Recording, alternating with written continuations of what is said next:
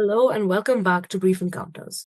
Our guest today is Shri Ashwini Guduru, an LLM graduate from Washington University in St. Louis. She holds an LLB and a BA in law from Osmania University and has nearly a decade of legal experience.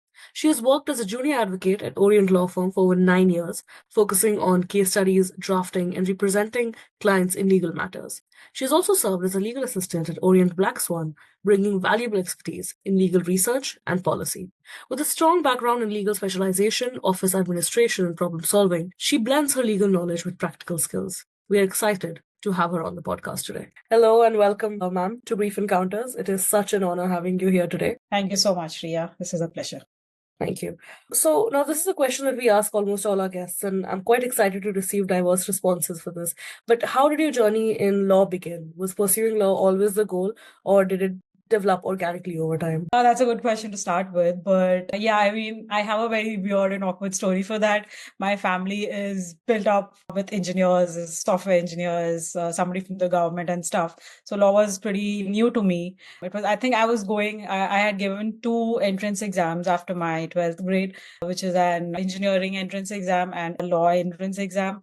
Law was just more like, let's just give it. Let's just try what happens. Let's just see what happens if we get into it and stuff. But I think eventually it was a good decision that I made. Starting was a very tricky one because I was not sure if I wanted to do law or if I wanted to do engineering coming from my background. But yeah, that surely is a very no answer kind of a thing. So I actually love stories that have no basis, but then slowly the interest has organically built up. That's actually funny. So I used to go for tuitions in my 12th standard because my background is in maths, physics, and chemistry. My mother is an amazing person with chemistry. My father is an all-rounder. My brother is a master's in math. So I was like, okay, I need to do something somewhere where I can connect with of them. So I started going to tuitions because I was not good at math at all. And at the tuitions, I had this good friend of mine, which I'm still in contact with. And she was like, Arey nahi, I'm doing my law. Do you want to just, do some combined studies, help me studying for the exams and stuff?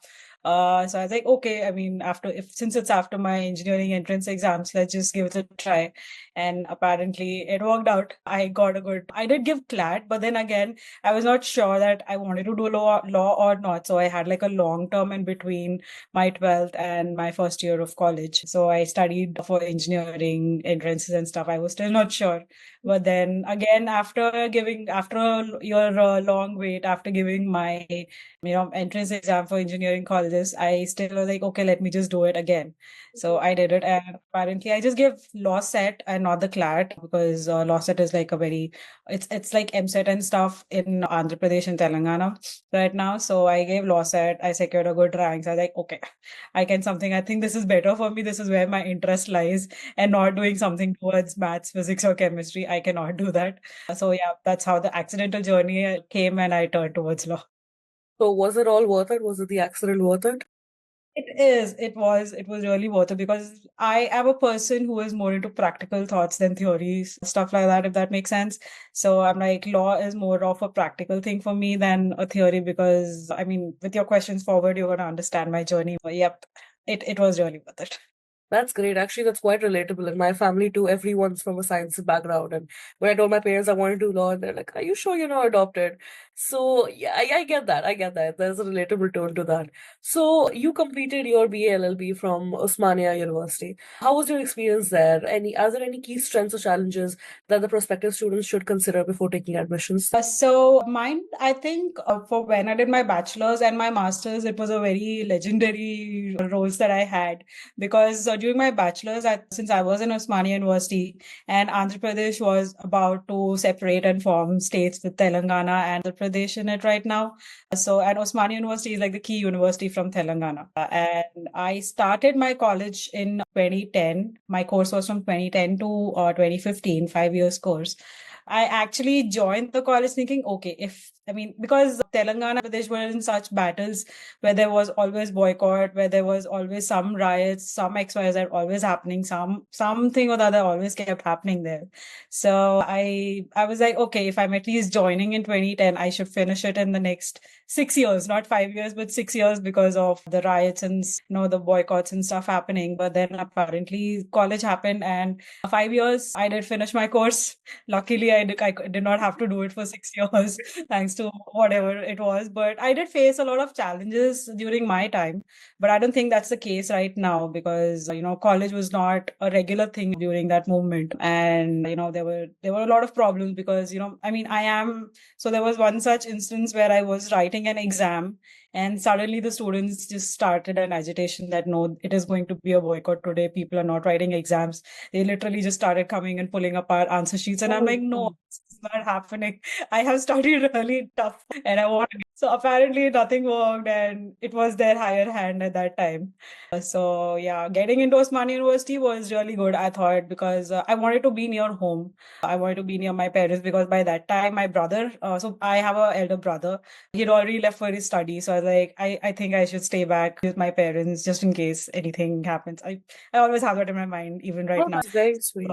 So I stayed back. I joined Osmania University. I went for the counseling for where you get to know and get to choose which university you want to go in before joining the college. So, and after the exams have come in, after the ranks and everything has come in, I went for the counseling. I still remember it was a whole long day, because even though I was one of the top 50 rankers in law set, I had to wait till the night, because Osmania University was like the top university for law set.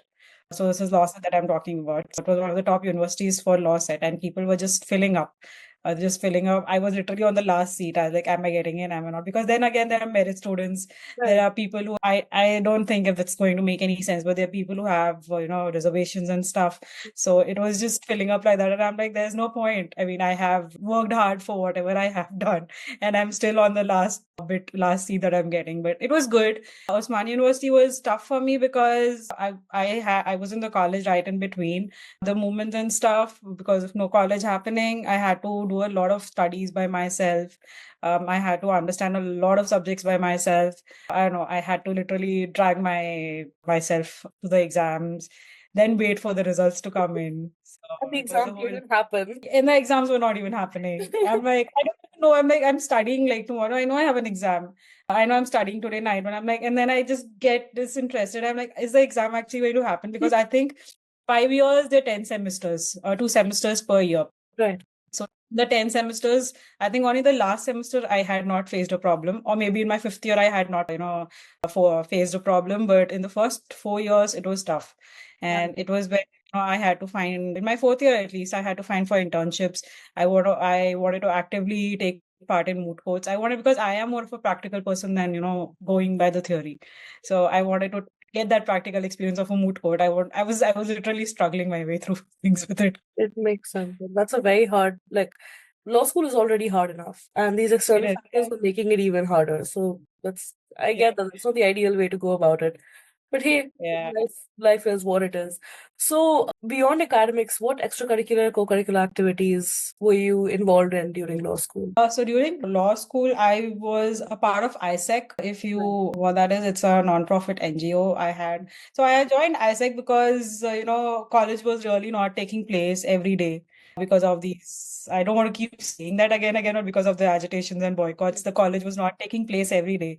And at that time, you're in a place where you want to go meet people. You can't sit at home at that age, because it just makes you feel, already my college was making me feel a lot bad about myself. And I was like, no, I need to do some extracurriculars.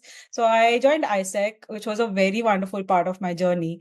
It helped me, be what I am right now because of the exposure and everything that they gave me. The group was fun. So ISEC is something that, you help students get internships globally. So I was trying to talk to people globally, and I was a part of that. We used to have some meetings and stuff like that, like one meeting per week. So it was fun. And then apart from that, I did take part in a few camps for the rural areas towards the legal side. I did assist my professors at times, but it was just like an experience where I did not do anything much, but I could at least experience what what they were doing, the professors were doing. Apart from that, I think nothing much. Moving on to what this podcast is about, the foreign LLM. When did you decide to pursue this foreign degree? And there was a gap between your UG and your PG studies, which I feel is like such a massive debate question amongst law students. What influenced this choice? Do you think you would have much rather preferred going directly after undergrad? So after undergrad, since I just mentioned my whole family, nobody's in towards law, I had to literally pave my my path towards the field. I had no idea that, I was at least not for the next 5 years. I thought I was not going to go abroad. Maybe after 5 years or maybe after a few years, I would have had the plan at that time. But as soon as I graduated, I was always in a place where I need a practical experience before I start my PG again. So I started working. I started working in different sectors of law. I started my journey as junior lawyer at a law firm. And I started with no pay. I was like, yeah, somebody has to give me some work to experience what I am. So I used to travel almost like about 25 kilometers from my house to the office, then from the office to the firm, from the firm to the courts, then one court to another court. Because since I was a junior advocate, I was just trying to be available for the hearings because that was my first part of things. And then go back to the firm in the evening after the courts finish, start drafting, start doing whatever paperwork was left for the next day. So my days were long in the starting in the firm. I used to start in the morning at around, I think, and because of the traffic in India, I had to be at office by 8. So I used to start by around 7:15, reach back home at 9:30, still with the files in my hand and not getting paid. So it was tough for me to pay. And in between, I was giving so after college, I had, joined the Bar Association so by that time, it was Telangana Bar Association. It was not for Andhra Pradesh.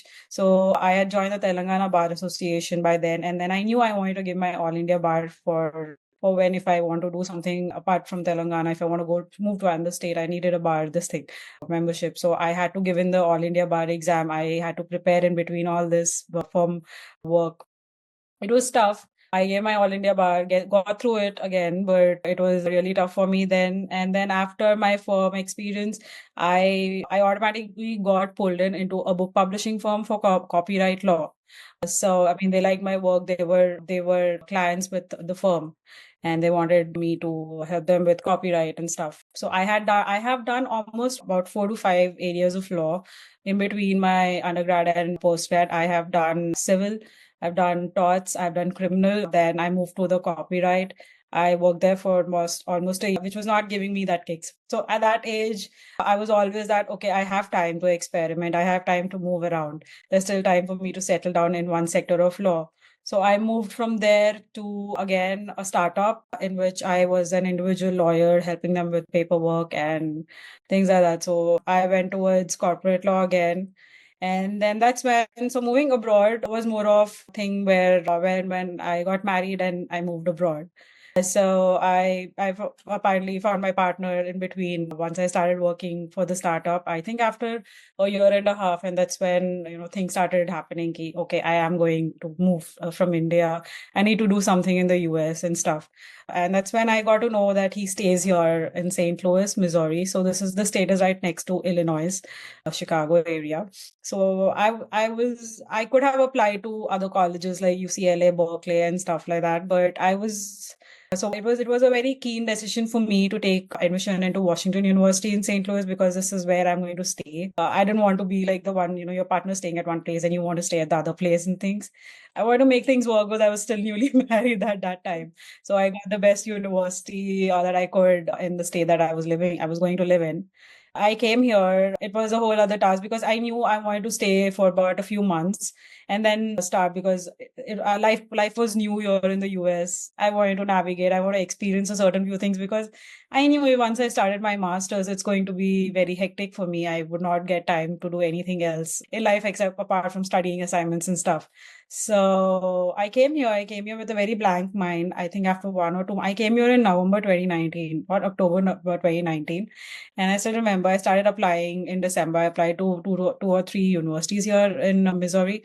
So one was Washington University in St. Louis and the St. Louis University here. So I got admissions from the both of them, but Washington University was a bit better college than what the St. Louis University was. So I came here, I started applying for, scholarships and stuff because the fees here is very exorbitant and you've just moved from India. It doesn't, really help out with things. So, and it was going to get heavy. I knew that. I wanted to, scotch in all the scholarships that I could. And finally, I was successful in that. I could, because of the scholarships, my fees went down half of the amount that I had done. And then I came here. That is also a very funny story. My college was supposed to start in Jan. So I just come. So I was like, no, I need some months. I think I'll defer my semester and start for the next semester. Let me experience what the US life is like and, what things are. And since I had just moved in, gotten married, I needed some few months off. So I took that. And the worst thing happened, March, COVID hit, lockdown started, and I was stuck at home. I was like, I should have just started my college in Jan. I would have at least finished it this year. So 2 months alone, I was at home. My husband's work is basically from office, and he's pretty busy at his work. And for him, also work from home was new. So both of us navigating our lives at home was really difficult in the start. And then my college started in the fall semester. For that, COVID was hit in India as well. I had to get my LORs, SOPs and stuff from India, from college.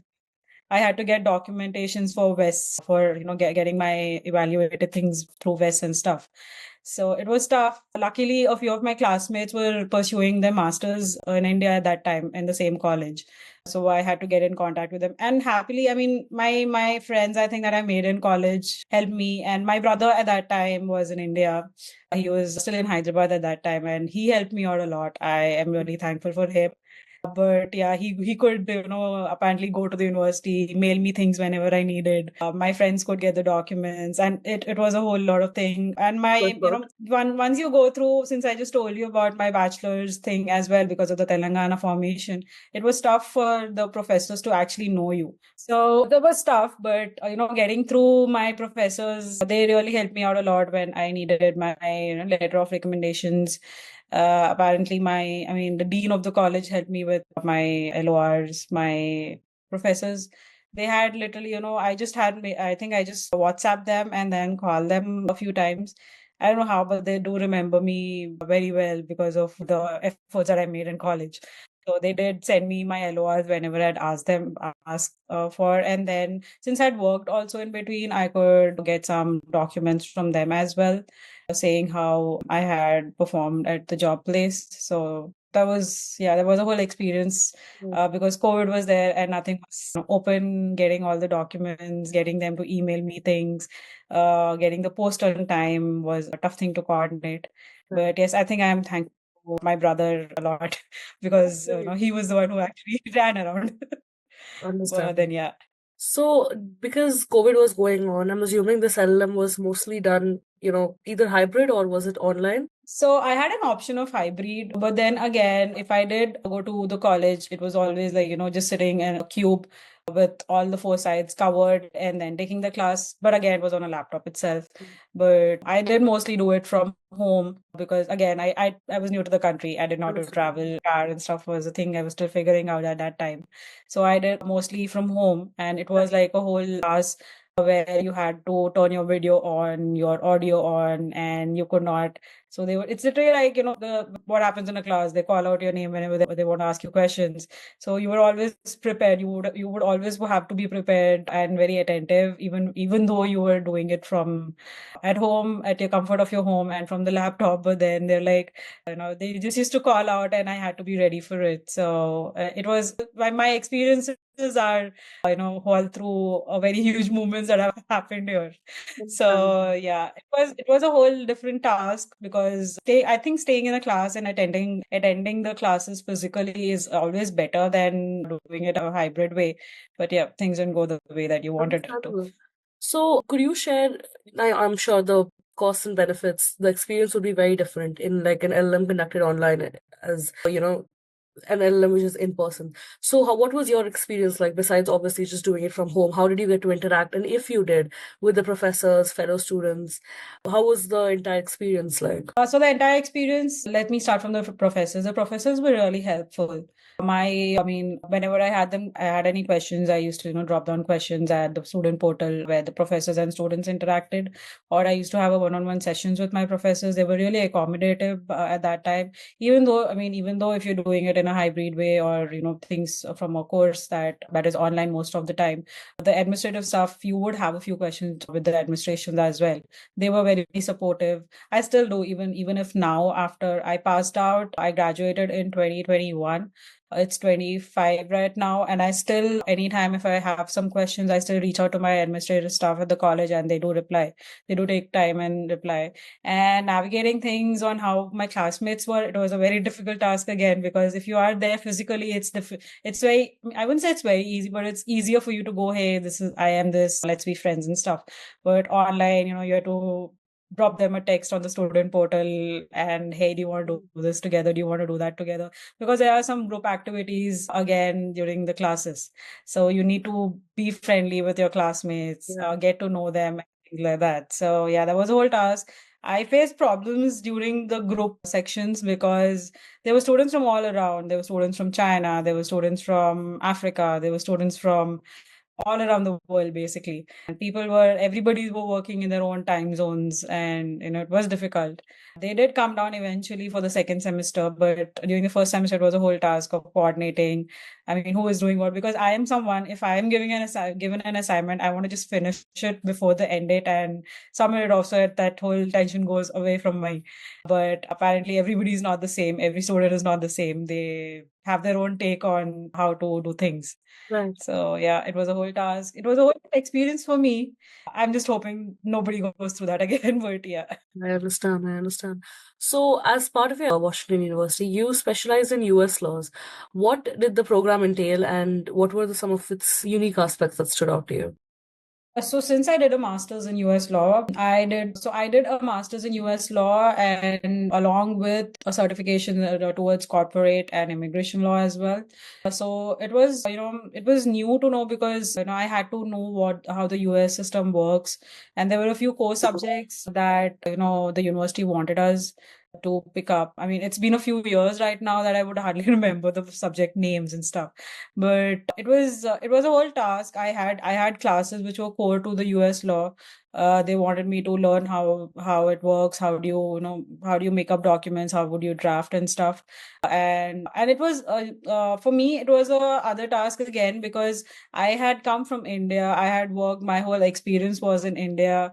And here I am trying to gain the knowledge here through an online system where I do not have a lot of physical contact with people. Or even if I was talking to them, it was like a half an hour session and then we are done. So it is still very difficult for me to get through how their brain functions here, to be really straightforward. Because if you are there practically, physically with them, it's easier to read their minds, or go through things with them and catch up on things.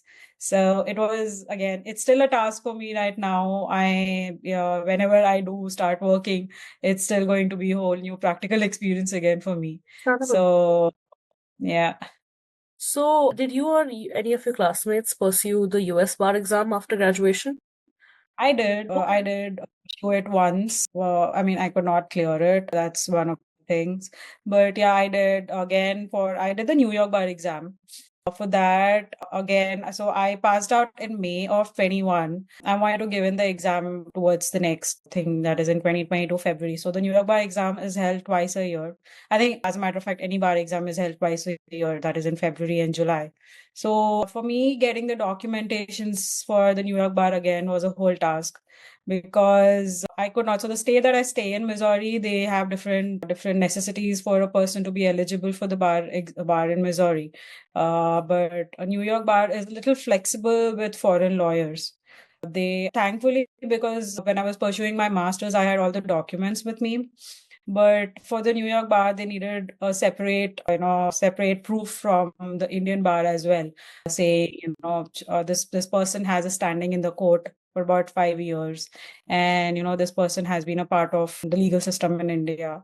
I had to prove a certain few things for the bar exam where, people over here, I tried reaching a lot of people through LinkedIn, and I tried reaching a lot of people through my college administration, my alumni. But it's always said that people are helpful, but you need to choose who are actually helpful. I had kept emailing, I had kept asking my questions on and off to everybody around wherever I could find answers. But I know what, but it is very difficult to understand the terminology when you're applying for a bar exam in a foreign country. So again, my friends had helped me get the proof of standing at the Bar Council in India. They had to, so it was not something like they could mail me the documents and I could mail it to the bar association here. It was a tough task associating with an Indian bar to mail the documents to the US bar. So I had to literally ask my friends to please sit there. And you know how things are in India. So I had to make my friends sit there beside them and make them mail it to the US bar, because they're always like, okay, we'll do it, we'll keep it in mind. But eventually people do forget doing it with a lot of work around. So again, for that documents and all, it was a whole task. So I could not give the exam in 22 Feb because the last date had passed by for me.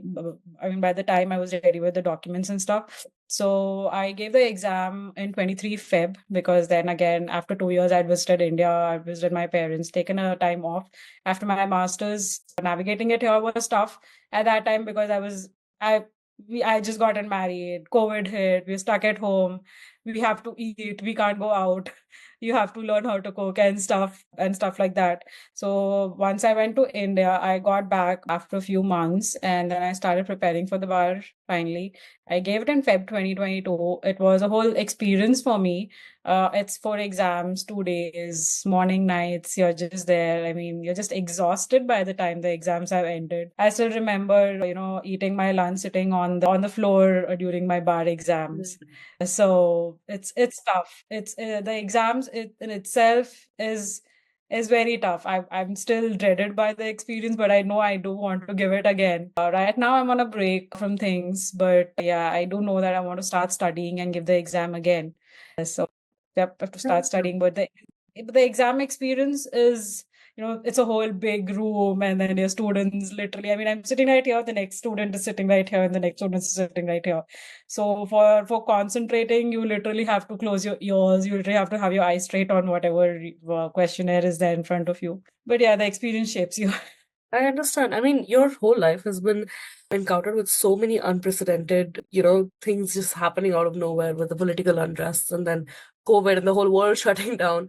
The fact that you still are hustling, you still are moving forward, that's genuinely so inspiring because so many other people I don't think would have done and put in the effort as much as you are. So congratulations firstly on that. And it's genuinely brilliant to see. It's quite inspiring. The main thing I wanted to do this with you was because, as I said in the starting of the interview, if I would have had some, help from anywhere, like literally anywhere, for me to help me with my admissions for masters, or even though I would say admissions through masters was still okay, I could handle it.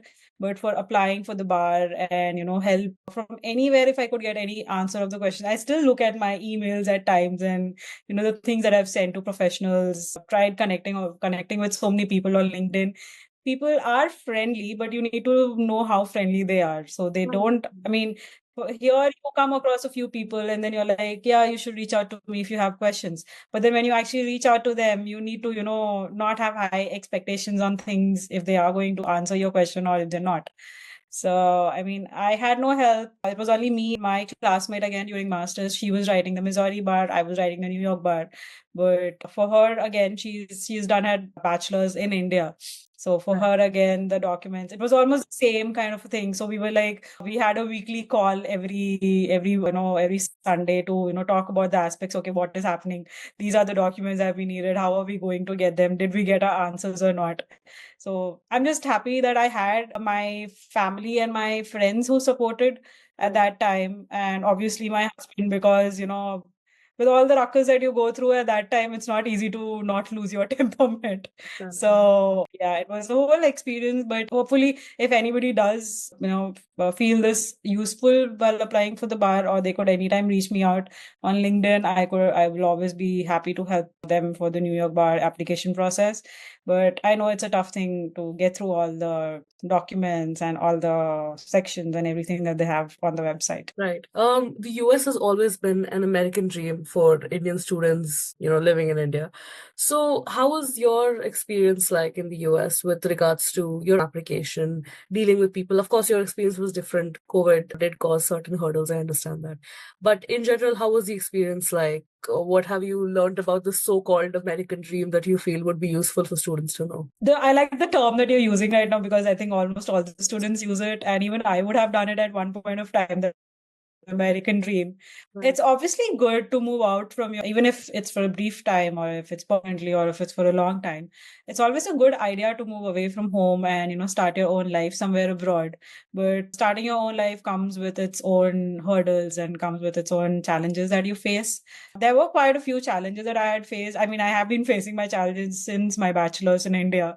But then here it was difficult. It was difficult for me because I was new to this country when I had come and I was stuck at home. I could not roam around anywhere or experience any kind of a life in the starting. So by the time, I COVID ended, I think the lockdowns, at least the lockdowns ended after like a year and a half here. I was stuck at home. I was busy studying. LLM was LLM had kept me very busy. People didn't even know. I mean, my friends started, they started texting me like, Ashwini, are you in the US? What is happening? Where are you? And, even that's the same with my bar prep as well. I was invisible. I was very invisible to people when I was studying. But apart from that, I think I invisible as in I would say, I was busy with my classes, my assignments, then figuring out what to eat, what to cook for things, meal prepping and stuff. So I think my college went in with that. But American life is good. I wouldn't say it's bad, but it is lonely here. It is a bit lonely. It's good when you see things from the other side. As my famous term all along among people is the grass is always greener on the other side. Right. Of course. I mean, in India, when you look at things in America, or as a matter of fact, anywhere abroad, you think, oh, they are living a very good life. It's good there. But when I sit here and when I look at things happening in India, like that's a good life. At least people are meeting. At least things are happening. So it's always, I go by the phrase a lot. It's a very common phrase for me that the grass is greener on the other side. It's the same thing here. So when it's summer, you look for a cooler, and when it's cooler, you look for the summer. Right now, I'm at that phase. So the winter is about to end. I still have snow in front of my eyes. Wow. But I am looking forward for summer to come so I can go around, have a normal walk in my community. So it's that. American dream is good. I would say people should come. They should experience. That's when they get to know the value of what's back home and from where you've come. I wouldn't say I'm not completely negative about America. I'm 50-50% because right now, till now at least, I was busy with college. I was busy with bar prep. I was busy navigating my own life because of the hurdles and all that's come in between, trying to getting to know people, trying a lot many different things, even my community right now. So whenever there's a meeting and whenever I get to know a person that is towards the legal field in the US, the next day or at least the next 2 days, I am right at their doorstep asking them questions. So I'm still like a curious mind and navigating life. I mean, I have been living in this house for the past 4 years, and I still do not know the person living right opposite to my house. So it's like that. I know how they look, but I have, except for highs and buys, we've never spoken.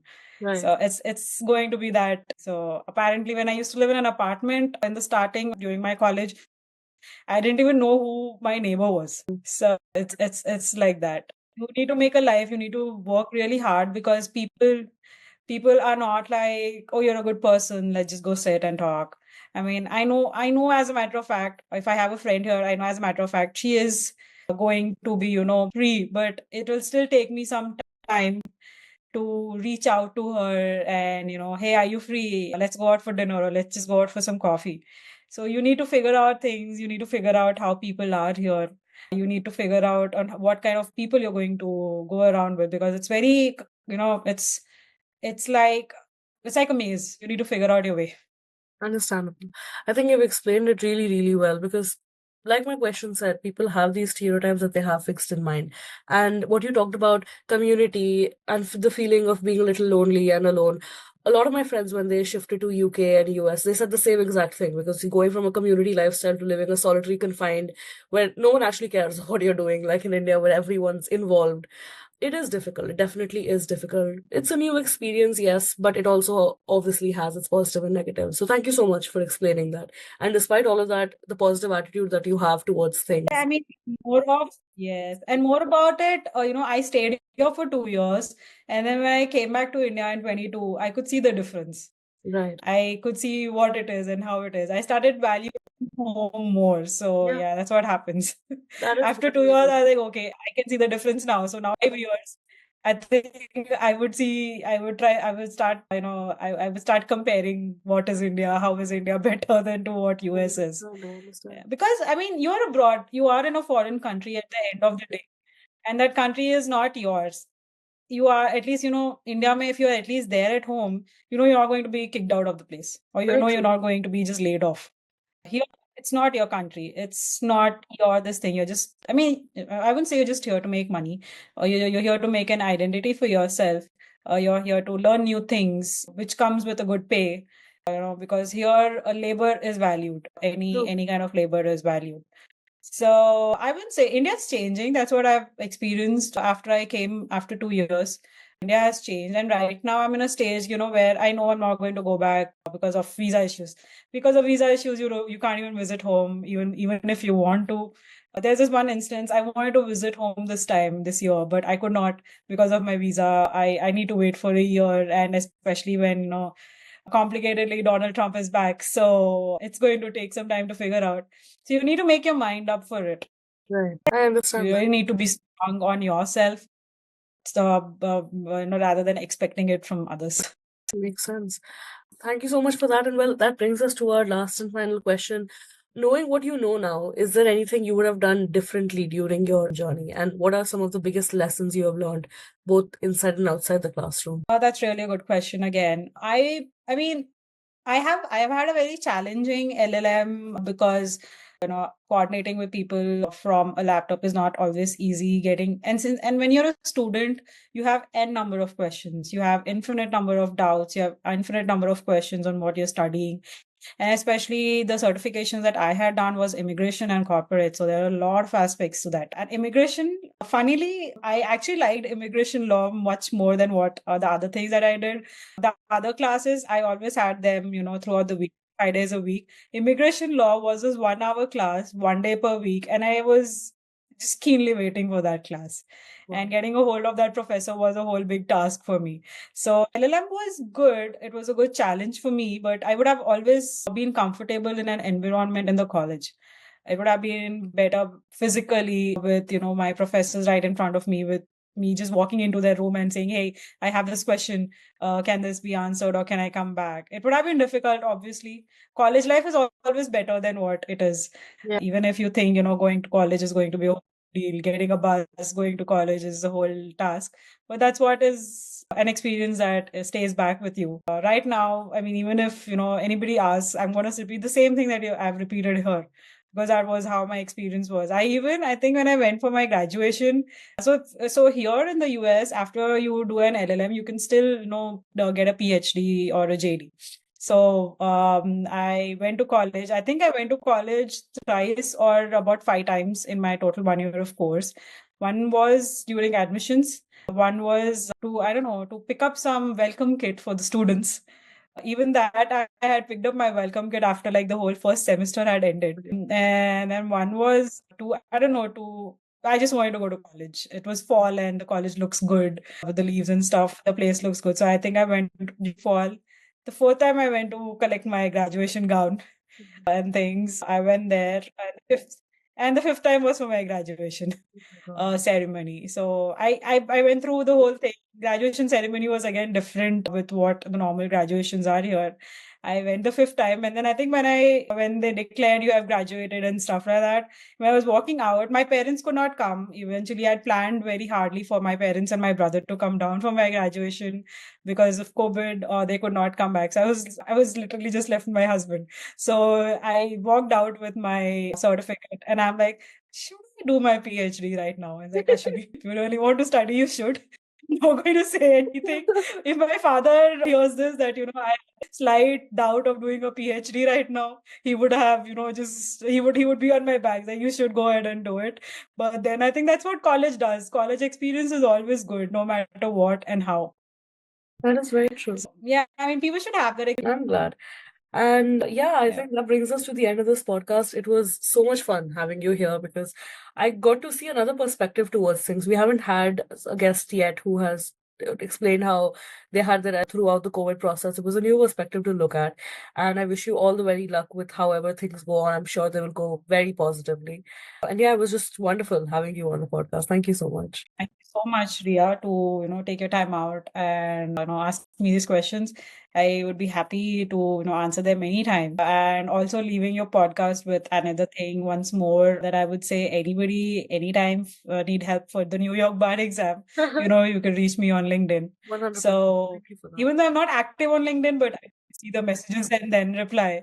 100%. So yeah, because I know how difficult it is to apply for the bar exams, the documentations and everything.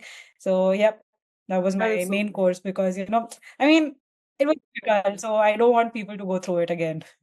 That is great. That is so amazing. And yeah, to the listeners, thank you so much for joining in. I hope you found this podcast as enlightening as I did. And that is it from my side. Thank you and goodbye.